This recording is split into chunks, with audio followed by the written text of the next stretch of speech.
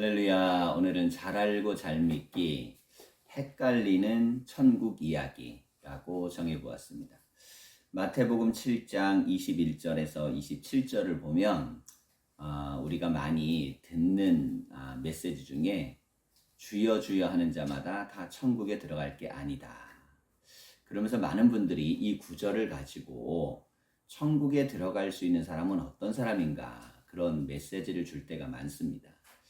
그런데 정작 그 메시지를 들어보면 대부분 설교자가 주장하고 싶은, 혹은 설교자가 해석하는 그런 입장에서 천국에 대한 이야기를 많이 합니다. 그렇다면 본문 자체에 있는 메시지는 무엇인지, 우리는 늘 성경의 본문 그리고 성경의 맥락을 중심으로 말씀을 해석하는 훈련을 해야 합니다. 자, 말씀을 좀 보면요, 나더러 주여 주여 하는 자마다 다 천국에 들어갈 것이 아니요 다만 하늘에 계신 내 아버지의 뜻대로 행하는 자라야 들어가리라. 그날에 많은 사람이 나더러 이르되 주여 주여 우리가 주의 이름으로 선지자 노릇하며 주의 이름으로 귀신을 쫓아내며 주의 이름으로 많은 권능을 행하지 아니하였나이까 하리니, 그때에 내가 그들에게 밝히 말하되 내가 너희를 도무지 알지 못하니 불법을 행하는 자들아 내게서 떠나가라 하리라. 그러므로 누구든지 나의 이 말을 듣고 행하는 자는 그 집을 반석 위에 지은 지혜로운 사람 같으리니, 비가 내리고 창수가 나고 바람이 불어 그 집에 부딪히되 무너지지 아니하나니, 이는 주추를 반석 위에 놓은 까닭이요 나의 이 말을 듣고 행하지 아니하는 자는 그 집을 모래 위에 지은 어리석은 사람 같으리니, 비가 내리고 창수가 나고 바람이 불어 그 집에 부딪힘에 무너져 그 무너짐이 심하니라. 네, 이런 본문의 말씀입니다. 목회를 하다 보면 하나님의 말씀을 전하게 됩니다. 설교든 상담이든 혹은 성경 공부든 전하는 자나 듣는 자가 모두 하나님의 뜻이라고 동의하는 말씀들이 있습니다. 문제는 하나님의 말씀에 동의는 하지만 따르지는 못하겠다라는 반응입니다. 그는 천국의 삶이 아닌 지옥의 삶을 경험하게 된다는 말씀입니다. 알기는 알겠는데 안 됩니다 라고 말합니다. 사실 신앙생활이 천국의 행복을 누릴 수도 있지만 지옥의 고통을 누릴 수도 있습니다. 자, 천국과 지옥에 대한 개념, 죽어서 가는 나라이지만 사실은 더 본질적으로 중요한 건 하나님의 뜻이 이루어지는 나라가 천국이죠. 그래서 예수님은 천국이 이 땅에 이루어지도록, 말하자면 아버지의 뜻이 이 땅에 이루어지도록 그렇게 기도하라고 가르치셨습니다. 그래서 천국은 영토의 개념이 아닌 통치의 개념이에요. 자, 태초에 하나님이 천지를 창조하셨습니다. 그러니 하나님만 통치하는 나라였기 때문에 이 땅도 엄밀한 의미에서 천국이었어요. 그런데 어떻게 됩니까, 여러분? 죄가 들어오죠. 그리고 나서 하나님과 우리 사이가 깨지게 됩니다. 자, 그러면서 죄는 고통을 낳게 돼요. 고통의 결과는 죽음이 된 것입니다. 그러므로 우리는 하나님이 만든 세상에서 천국을 경험하는 게 아니라 하나님이 만든 세상에서 고통과 죽음을 경험하게 되는 것이죠. 자, 그러면 우리가 보통 말하면 예수 믿으면 천국 간다라고 이야기했을 때 그 개념은 죽은 이후에는 우리의 영이 분리되어 하나님만 통치하는 나라로 들어간다라는 뜻입니다. 자, 그렇다면 이 땅은 천국이 아닐까요? 아닙니다. 하나님이 만드시고 하나님의 뜻이 이루어지면 이 땅도 천국이 되는 것입니다. 자, 그래서 천국이란 영토의 개념이 아니라 통치의 개념이다라는 걸 알아야 돼요. 그래서 하나님의 말씀대로 행하면 하나님 안에서 행복한 상태, 이게 바로 천국을 사는 것이고요. 정말 고통스럽고 죽을 것 같은 그런 상황은 마귀에게 눌리는 상태가 되는 것이죠. 듣는 말씀이 옳으면 그 말씀대로 행하는 사람에게 천국의 삶이 주어진다는 말씀입니다. 천국의 삶이란, 그러면 내가 원하는 모든 게 다 이루어지고 내 감정과 생각과 내가 원하는 뜻대로 다 이루어지는 그런 상태를 말하는 것이 아니고, 비록 내가 가난해요. 그래도 하나님의 뜻이 이루어지면 천국입니다. 내가 지금 병이 들었어요. 그런데도 하나님의 뜻이 이루어지면 천국인 거예요.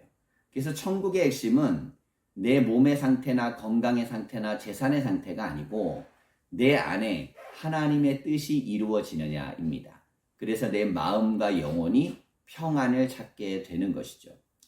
자, 그렇다면 말씀대로 살지 못한 결과 혹은 말씀대로 살지 못하는 사람들에 대해서 주님이 하신 말씀을 우리가 볼 필요가 있습니다. 하나님 뜻대로 말하자면 예수님의 말씀대로 따라가진 않는데 그러면서도 자기는 천국을 살고 싶어요. 자, 그러면서 하는 행위들을 지금 예수님 말씀하시는 거예요. 첫째, 선지자 노릇이라는 표현을 합니다. 행함은 없으면서 말로 하나님의 말씀을 열심히 전하는 것입니다. 목사가 되었든 교인이 되었든 모든 사람들은 예수님의 말씀을 들어야 할 존재입니다. 저도 목사였기 때문에 선지자 노릇을 많이 했던 것 같습니다. 말로는 하나님의 뜻을 전하고 예수님 말씀을 전했지만 정작 그렇게 살지 못했죠. 행하는 것이 어려웠기 때문입니다. 행하는 건 어려운데 옳은 말을 하면서 사는 것. 그런데 예수님 말씀대로 살지 아니하면 결국에는 거기에는 천국의 행복이 없다는 것입니다. 자, 두 번째는 주의 이름으로 귀신을 쫓아냅니다. 현상으로 봤을 땐 귀신을 쫓아내는 행위이지만 정작 자신의 삶은 변화되지 않기 때문에 자신은 천국의 삶을 경험하지 못합니다. 말씀대로는 살지 않는데 영적인 신비적인 것들에 대해서는 막 잘 알아요. 그리고 그걸 행동으로 옮겨요. 자, 이런 경우는 다른 사람의 안에 있는 귀신을 쫓아내는 사역을 할 수 있을지 몰라도 자신 안에 있는 하나님과 단절된 죄의 문제가 해결이 안 되는 고통의 삶을 살아야 합니다. 자, 세 번째는 주의 이름으로 많은 권능을 행합니다. 은사는 하나님이 주신 선물입니다. 그래서 한번 주어진 은사는 지속적으로 계속 일어나게 되죠. 그런데 자신은 말씀대로 순종하지 않습니다. 겉으로 드러나는 은사와 능력만 보면 대단해 보이는데 예수님이 원하시는 말씀대로 순종하지 않아요. 한국교회사를 보면 수많은 이단들이 은사와 능력을 가진 사람들로 등장합니다. 정말 많은 기적들이 일어나요. 병도 고쳐지고요. 온갖 은사들이 나타납니다. 처음에는 은사와 능력을 구하기 위해 주님만 의지하고 성경도 수도 없이 읽고 순수하게 시작해요. 근데 정작 하나님 말씀을 따라야 되는 그때는 말씀을 따르지 않고 은사와 능력만 치중하는 그런 일들이 벌어지다 결국 자기를 신격화시켜서 이단이 되는 사람들, 그런 경우들이 오히려 교회를 더욱 혼란스럽게 하고 은사 자체에 대해서 부정적으로 만들게 되는 요인이 되었습니다. 자, 그러면 마태복음 7장에서 말씀하시는 예수님께서 아버지의 뜻대로 행해야 된다라는 말씀은 어떤 뜻일까요? 자, 이게 중요합니다. 우리가 마태복음 5장에서 7장을 산상수훈이라고 합니다. 5장에서 6장까지의 말씀은 따라야 될 말씀으로 되어 있고 지금 이 7장에서는 이 말씀대로 따라야만 천국에 들어갈 수 있다라고 말씀을 하는 거예요. 또 천국의 삶을 살 수 있다라는 것입니다. 그러니까 무슨 설교자의 설교, 교리 이런 걸로 들어가는 게 아니고요. 산상수훈을 읽어보시면 돼요. 5장에서 7장에 나와 있는 말씀들을 읽어서 내가 이 말씀대로 살면 천국의 삶을 사는구나. 그렇지 않으면 삶이 지옥이에요. 자, 그렇다면 산상수훈의 가장 중요한 메시지는 무엇일까? 딱 두 단어입니다. 하나는 사랑, 또 하나는 용서입니다. 너무나 간략하지만 너무나 어려운 말씀이죠. 그렇지만 이 말씀에 순종하려고 하는 사람이 천국을 경험할 수 있다는 것입니다. 내가 누군가를 사랑하는 것은 사랑스러운 사람에게는 쉬운 일이에요. 문제는 사랑스럽지 않은 사람들, 하물며 예수님께서는 원수까지 용서하며 사랑하라고 말씀하셨어요. 온갖 은사와 능력이 많아도 사랑이 없으면 소용없다는 바울의 이야기도 예수님의 말씀에서 나온 것입니다. 용서는 어떻게 가능할까요? 내가 지옥에 떨어질 죄를 용서받았다고 정말로 믿고 감사하다면, 여러분, 나 같은 죄인 살리신 그렇잖아요. 나보다 큰 죄인 없다는 거예요. 사도 바울은 나는 죄인 중에 괴수다. 다른 사람이 아무리 큰 죄를 져도 내가 더 큰 죄인이다. 이런 뜻입니다. 말하자면 용서의 기초는 내가 훌륭해서가 아니라 용서는 내가 큰 죄를 용서받았기 때문에 그 용서받은 게 감사해서 용서할 수 있는 마음을 갖는 것입니다. 아무리 나에게 큰 죄를 지은 사람도 내가 하나님 앞에 지은 죄만큼 큰 죄를 짓는 사람은 없습니다. 극악무도한 죄라 할지라도 나에게 짓는 죄는 이 땅에서 형벌을 다 받을 수 있어요.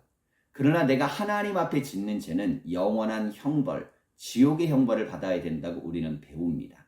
그냥 우리가 이론적으로, 교리적으로만 이해해야 되는 게 아니라 내가 얼마나 큰 용서를 받았는지를 생각하면서 그러면서 우리가 진실로 용서하는 삶을 살아갈 때 그것이 바로 하나님의 말씀을 따르는 삶입니다. 그런 사람이 주여 주여 하고 그런 사람이 선지자 역할을 하고 그런 사람이 은사를 행하고 그런 사람들이 능력을 행할 때 그 안에 선지자, 은사, 능력은 사랑과 용서라는 것들을 통하여 완성되는 것입니다. 이것이 바로 예수님이 원하셨던 교회 공동체입니다. 오늘도 우리의 삶을 살아가면서 내 자신에게 한번 물어보십시오. 나는 진정코 예수님의 말씀, 곧 아버지의 뜻이 이루어지는 말씀을 하면서 교회 생활을 하고 있는가? 신앙생활을 하고 있는가? 그렇지 않다면 우리는 이 말씀을 두렵게 듣고 그리고 우리의 삶의 거울로 쳐다보면서 말씀 안에서 진정한 사랑과 용서를 만들기 위해 끊임없이 하나님의 은혜와 은총을 구하고 주님 앞에 나아가는 것. 이게 바로 예수님께서 우리에게 원하신 산상수훈의 교훈입니다. 믿음 안에 복된 삶이 되시기를 소망합니다. 감사합니다.